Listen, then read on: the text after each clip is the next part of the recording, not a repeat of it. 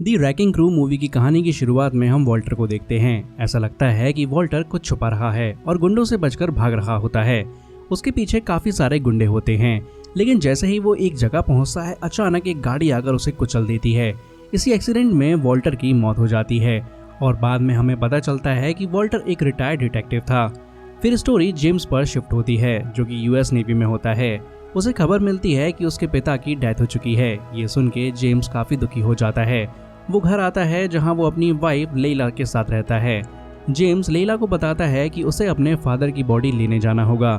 लेला कहती है कि फिर तुम अपने भाई जॉन को भी बुला लेना। जेम्स जवाब देता है कि जॉन कभी भी ऐसी जगह नहीं आएगा। अब हम दूसरी सिटी में जॉनी को देखते हैं। जॉनी एक पुरानी टूटी फूटी बाइक चलाता होता है। उसकी गर्लफ्रेंड का नाम वैलेंटाइन होता है, लेकिन वैलेंटाइन अब उसे छोड़कर जा रही होती है। रीजन ये होता है कि जॉनी के पास उसके लिए बिल्कुल भी टाइम नहीं होता और जॉनी हमेशा शराब के नशे में डूबा रहता है। तभी जॉनी के पास लेला का कॉल आता है। लेला उसे बताती है कि तुम्हारे पिता की डेथ हो चुकी है और तुम्हें हवाई आना होगा। जॉनी साफ मना कर देता है। वो कहता है कि मैं कहीं नहीं आ रहा, मुझे बस यहीं रहकर एंजॉय करना है।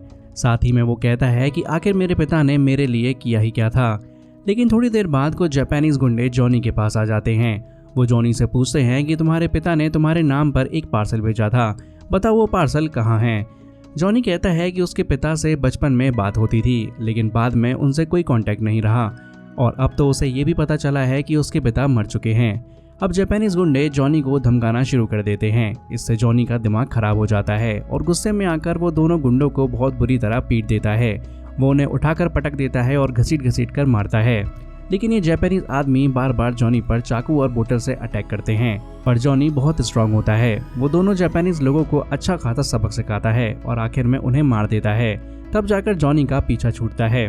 उधर हवाई में वॉल्टर का फ्यूनरल चल रहा होता है। जेम्स अपनी पूरी फैमिली के साथ वहाँ होता है। तभी जॉनी भी वहाँ पहुँच जाता है और सबसे मिलता है।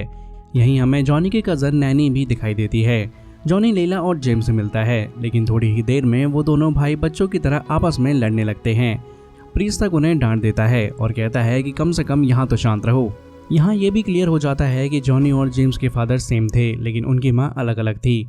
मतलब वॉल्टर ने दो औरतों के साथ रिलेशन रखा था। अब सारे रिचुअल्स के बाद पूरी फैमिली मिलकर खाना खाती है। वहाँ एक गवर्नर भी होता है जो उनका अंकल होता है। तब जॉनी बोलता है कि उनके पिता का मर्डर हुआ है। वो कहता है कि पिता की मौत के तुरंत बाद कुछ गुंडे मेरे पास आए थे और मुझसे लड़ने लगे थे, इसलिए मुझे लगता है कि किसी ने उन्हें मारा है। ये सुनकर दोनों भाई बाहर चले जाते हैं और बहस शुरू हो जाती है। जेम्स कहता है कि तुम कैसे कह सकते हो कि पिता का मर्डर हुआ है, जबकि तुम 20 साल से उनसे बात भी नहीं कर रहे थे। अब ये सुनकर जॉनी को गुस्सा आ जाता है और वो वहाँ से चला जाता है। फिर जॉनी एक बार में जाता है और बहुत ज़्यादा ड्रिंक करता है। तभी वहाँ मिस्टर के कुछ गुंडे आते हैं और जॉनी को ज़बरदस्ती उठाकर एक जगह ले जाते हैं। अब मिस्टर के जॉनी को कहता है कि मैंने तुम्हें मना किया था कि हवाई में कभी मत आना, लेकिन तुम फिर भी आ गए। तुमने बहुत बड़ी गलती कर दी है। वो जॉनी को 7 दिन का टाइम देता है और धमकी देता है कि अगर 7 दिन के अंदर यहाँ से नहीं गए तो तुम्हारी मौत हो जाएगी। फिर जॉनी को छोड़ दिया जाता है। अब उधर जेम्स अपने बॉस से मिलता है और कहता है कि वो अपने पिता से रिलेटेड फाइल्स देखना चाहता है। वो ये भी जानना चाहता है कि उसके पिता को किसने मारा, लेकिन बॉस बताता है कि सारी सीसीटीवी फुटेज डिलीट हो चुकी है और केस धीरे धीरे इन्वेस्टिगेट किया जाएगा। दूसरी तरफ जॉनी सीधा उस जगह पहुंचता है जहां उसके पिता रहते थे। वहां एक छोटा सा कमरा होता है जिसमें लैपटॉप और कुछ ज़रूरी चीज़ें रखी होती हैं। वहां एक गन भी होती है जो जॉनी अपने साथ रख लेता है। तभी उसे लगता है कि कोई आ रहा है, इसलिए वो छुप जाता है। फिर एक लड़का अंदर आता है और जॉनी उस पर अटैक कर देता है। लड़का डर जाता है और बताता है कि वो वॉल्टर के लिए काम करता था, हैकिंग और छोटे मोटे काम करता था। वो ये भी कहता है कि वॉल्टर के बहुत सारे दुश्मन भी थे। जॉनी को पता चलता है कि उसके पिता सर्फिंग भी करते थे। वो एक सर्फिंग बोर्ड देखता है और उसके अंदर उसे एक मैप मिलता है। ये मैप असल में एक जगह का ब्लूप्रिंट होता है। फिर हम जेम्स को देखते हैं जो उस क्लब में जाता है जहाँ उसके पिता का एक्सीडेंट हुआ था। अब क्लब का ओनर पहले मना कर देता है, लेकिन जेम्स उसे पीट कर सीसीटीवी फुटेज ले लेता है और जॉनी के पास आ जाता है।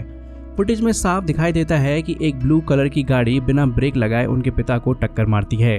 इसके बाद दोनों भाई डिसाइड करते हैं कि वो मिलकर ये केस सॉल्व करेंगे। अब जैसे ही दोनों गाड़ी से निकलते हैं, एक दूसरी गाड़ी उन पर अटैक कर देती है। गोलियां चलने लगती हैं। जॉनी गाड़ी से कूद जाता है और गुंडों पर फायरिंग करता है। वो जेम्स को भी बाहर निकलने को कहता है। फिर जॉनी गाड़ी को ब्लास्ट कर देता है और सारे गुंडे मर जाते हैं। इसके बाद FBI का एक सीनियर ऑफिसर उन दोनों को वार्निंग देता है कि अगर आगे से ऐसी हरकतें की तो वो उन दोनों को जान से मार देगा। अब घर जाकर नैनी ब्लूप्रिंट देखती है और बताती है कि ये मार्कस नाम के आदमी के कसिनो का प्लान है। शायद वॉल्टर को ये सब पता चल गया था, इसलिए उसे मार दिया गया। फिर हमें कहानी में आगे पता चलता है कि मार्कस के घर एक पार्टी हो रही होती है। जॉनी, जेम्स और पीका केटरिंग स्टाफ बनकर वहां पहुंचते हैं। वहां जॉनी की मुलाकात मोनिका नाम की लड़की से होती है। मोनिका बताती है कि उसने वॉल्टर को अपने हस्बैंड मार्कस पर नजर रखने के लिए हायर किया था, लेकिन थोड़ी देर बाद मोनिका की मौत हो जाती है। इस बात से जॉनी को बहुत गुस्सा आता है। वो मार्कस के पास जाता है, उसके गुंडों को पीटता है और मार्कस पर इल्जाम लगाता है कि ये सब तुम्हारी वजह से हुआ है, तुमने अपनी पत्नी को ही मरवा दिया, तुम ऐसा कैसे कर सकते हो। लेकिन यहाँ मार्कस के गुंडे टेजर से जॉनी को इलेक्ट्रिक शॉक देते हैं और उसे पुलिस के हवाले कर देते हैं। जॉनी जेल पहुंच जाता है, लेकिन उसका अंकल गवर्नर होता है। वो जॉनी को तसल्ली देता है और कहता है कि मैं तुम्हें छुड़वा लूंगा, और इस तरह जॉनी बाहर आ जाता है। लेकिन इसके बाद जॉनी अपने भाई जेम्स से बात करता है। वो बहुत ज़्यादा गुस्से में होता है क्योंकि मोनिका के साथ उसकी दोस्ती हो रही थी और अब मोनिका भी नहीं रही। इसी गुस्से की वजह से दोनों भाई आपस में ही लड़ने लगते हैं। दोनों एक दूसरे को उठा कर फेंक कर मारते हैं। जेम्स भले ही अब थोड़ा बूढ़ा हो गया हो, लेकिन उसके हाथों में अभी भी काफ़ी ताकत होती है। इसी वजह से वो जॉनी को जोर जोर से मुक्के मार देता है। जॉनी बुरी तरह घायल हो जाता है और लोग बीच में आकर लड़ाई रोक देते हैं। फिर थोड़ी देर बाद दोनों भाई एक दूसरे से माफ़ी मांगते हैं और समझाते हैं कि अगर आपस में ही लड़ते रहेंगे तो केस कभी सॉल्व नहीं कर पाएंगे, इसलिए दोनों घर लौट जाते हैं। अब घर पर लैला देखती है कि दोनों का हाल काफ़ी ख़राब है। वो पूछती है कि क्या हुआ, तो दोनों कहते हैं कि हम गुंडों से लड़ रहे थे। लैला बोलती है कम से कम झूठ तो ढंग से बोल लेते। इसी बीच जॉनी के चेहरे पर स्माइल आ जाती है क्योंकि उसकी गर्लफ्रेंड वैलेंटाइन का कॉल आ जाता है। वैलेंटाइन कहती है तुम घर छोड़कर चले गए और मुझे बताया भी नहीं, अब तुम कहाँ हो। तुम्हारे घर पर काफ़ी सारे पार्सल्स आए थे, जिसमें से एक पार्सल में पेन ड्राइव थी। जॉनी कहता है कि मुझे वही पेन ड्राइव चाहिए। अब वो वैलेंटाइन से रिक्वेस्ट करता है कि या तो पेन ड्राइव जल्दी से जल्दी हवाई भेज दो या फिर खुद ही आ जाओ। ज़्यादा रिक्वेस्ट करने पर वैलेंटाइन मान जाती है और हवाई आ जाती है। जॉनी उसका वेलकम करता है। अब वैलेंटाइन जॉनी को पेन ड्राइव दे देती है और साफ कह देती है कि मैं दोबारा तुम्हारे चक्कर में नहीं पड़ूंगी, हमारा ब्रेकअप हो चुका है। जॉनी भी शांत रहकर कहता है ठीक है, कोई प्रॉब्लम नहीं, चलो घर चलते हैं। अब जॉनी, जेम्स, वैलेंटाइन और पीका ये चारों गाड़ी में बैठकर घर की तरफ निकलते हैं। पीका पेन ड्राइव को लैपटॉप में लगाकर ओपन करने की कोशिश करता है, लेकिन पेन ड्राइव पासवर्ड प्रोटेक्टेड होती है। वो बार बार ट्राई करता रहता है, लेकिन तभी अचानक एक हेलीकॉप्टर आ जाता है और उनकी गाड़ी पर फायरिंग शुरू कर देता है। जवाब में दोनों भाई हेलीकॉप्टर पर गोलियां चलाने लगते हैं। उन्हें यह भी नहीं पता होता कि ये गुंडे किसके हैं। अब वैलेंटाइन कहती है कि गाड़ी में चलाती हूँ और वो बहुत खतरनाक तरीके से ड्राइव करने लगती है। इसी बीच कुछ बाइकर्स उनकी गाड़ी पर अटैक कर देते हैं, लेकिन दोनों भाई मिलकर उन बाइकर्स को भी मार देते हैं। किसी का हाथ तोड़ देते हैं तो किसी को उठाकर फेंक देते हैं, लेकिन हेलीकॉप्टर अभी भी फायरिंग करता रहता है। आखिर में जॉनी हेलीकॉप्टर के पायलट को गोली मार देता है। पायलट कंट्रोल खो देता है और हेलीकॉप्टर एक सुरंग के पास क्रैश हो जाता है, जहाँ जोरदार ब्लास्ट होता है। अब अच्छी किस्मत से चारों की जान बच जाती है। अब ये लोग थोड़ी देर के लिए एक जगह रुकते हैं और कुछ खाना पीना करते हैं। इसी दौरान पीका पेन ड्राइव क्रैक कर लेता है। उसे पता चल जाता है कि पेन ड्राइव के अंदर $12 मिलियन का ट्रांजैक्शन हुआ है और सारे रिकॉर्ड इसी पेन ड्राइव में होते हैं। ये सारा पैसा सिर्फ एक आदमी के अकाउंट में गया होता है और वो है गवर्नर। उधर नैनी गवर्नर के पास जाती है और उसे ब्लूप्रिंट दिखाकर बताती है कि इस जगह पर एक ट्राइब रहती है, लेकिन यहाँ पर कसिनो बनने वाला है जिसके लिए गवर्नमेंट अप्रूवल भी मिल चुका है। नैनी पूछती है कि फिर ट्राइब को वहाँ से क्यों हटाया जा रहा है और उन्हें बदले में कुछ भी क्यों नहीं मिल रहा। गवर्नर ब्लूप्रिंट अपने पास रख लेता है और कहता है कि मैं इसकी जांच करूंगा। इधर जेम्स, जॉनी, वैलेंटाइन और पीका घर पहुंच जाते हैं, लेकिन घर आते ही उन्हें एक बुरी खबर मिलती है। उन्हें पता चलता है कि लैला घर पर नहीं है। बच्चे बताते हैं कि कुछ गुंडे आए थे और मम्मा को अपने साथ ले गए। ये सुनते ही जॉनी और जेम्स का गुस्सा 7वें आसमान पर पहुंच जाता है। तभी जॉनी के पास मार्कस का वीडियो कॉल आता है। मार्कस कहता है कि तुम्हारे पास एक पेन ड्राइव होगी जो शायद वॉल्टर ने तुम्हें भेजी थी। मुझे वो पेन ड्राइव हर हाल में चाहिए। मैंने नैनी और लैला दोनों को पकड़ कर रखा है। अगर पेन ड्राइव जल्दी नहीं भेजी तो मैं दोनों को मार दूंगा। ये सुनते ही दोनों भाई समझ जाते हैं कि अब मार्कस को ख़त्म करना पड़ेगा। फिर रात के अंधेरे में दोनों चुपके चुपके मार्कस के घर पहुंच जाते हैं। घर में हैवी सिक्योरिटी होती है, लेकिन फिर भी बिना डरे अंदर घुस जाते हैं। वो बिना शोर मचाए एक एक करके गुंडों को मारते जाते हैं। मार्कस को भी अंदाज़ा हो जाता है कि कुछ तो गड़बड़ है, इसलिए वो अपना एक आदमी भेजता है। वो आकर बताता है कि बिजली चली गई है, सारे वायर काट दिए गए हैं और बाहर लाशों का ढेर लगा हुआ है। तभी जॉनी उस आदमी को भी मार देता है और सीधा मार्कस के सामने आ जाता है।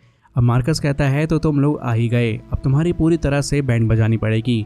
फिर वो अपने जापानीज फाइटर नाकामुरा को बाहर भेजता है। नाकामुरा अपने लोगों के साथ जिम से लड़ने लगता है, लेकिन जेम्स अकेला ही सबको सबक सिखा देता है।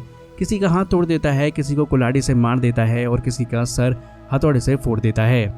फिर आगे बढ़ते हुए जॉनी और जेम्स नैनी और लीला को छुड़ा लेते हैं, लेकिन तब तक मार्कस भाग चुका होता है। जॉनी तुरंत मार्कस के पीछे दौड़ पड़ता है और इसी बीच नाकामुरा और जेम्स के बीच फाइनल फाइट होती है। नाकामुरा तलवार से जेम्स को मारने की पूरी कोशिश करता है, लेकिन जेम्स अपनी ताकत और समझदारी से उसे मार देता है। वहीं दूसरी तरफ बाहर के साइड मार्कस और जॉनी के बीच एक लंबी डेंजरस फाइट होती है। मार्कस जॉनी पर भारी पड़ता है, उसे बुरी तरह पीटता है और गन पॉइंट पर ले लेता है। वो कहता है कि तुम्हारे पिता को मारना मेरी मजबूरी थी, जैसे उन्हें मारा वैसे ही तुम दोनों को भी मार दूंगा।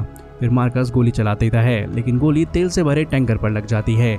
इससे जोरदार ब्लास्ट हो जाता है और जॉनी पानी में कूदकर बच जाता है, लेकिन मार्कस वहीं मर जाता है। ये सब जेम्स भी देख लेता है और जॉनी को बचाने के लिए वो भी पानी में कूद जाता है। फिर अगली सुबह गवर्नर को अरेस्ट कर लिया जाता है, क्योंकि सारे सबूत उसके खिलाफ होते हैं। गवर्नर चिल्लाता रहता है कि उसे फंसाया जा रहा है, लेकिन पुलिस उसे ले जाती है। उसके बाद पूरी फैमिली समुद्र के किनारे एक साथ टाइम स्पेंड करती है। फिर जॉनी एक पेड़ के पास अपनी माँ की फोटो लगाता है और कहता है कि मैं आपको बहुत मिस करता हूँ, मैंने आपके लिए एक बहू भी ढूंढ ली है। वो थोड़ी जिद्दी है, लेकिन अगर मौका मिला तो मैं उसे जिंदगी भर नहीं छोड़ूंगा। तभी मिस्टर के वापस आता है और जॉनी से कहता है कि मैंने तुम्हें 7 दिन का वक्त दिया था, लेकिन तुम अभी भी नहीं गए और अभी तक यहाँ पर हो। इसके अलावा वो जॉनी को एक पर्ची भी देता है, जिसमें लिखा होता है कि जॉनी की माँ के मर्डर के पीछे कौन था। जॉनी वो पर्ची जेम्स को दे देता है। जेम्स नाम पढ़ते ही पर्ची को जला देता है। आखिर में दोनों भाई पूरी फैमिली के साथ खुश रहते हैं और एंजॉय करते हैं। और इसी के साथ द रैकिंग क्रू मूवी की कहानी यहीं पर खत्म हो जाती है।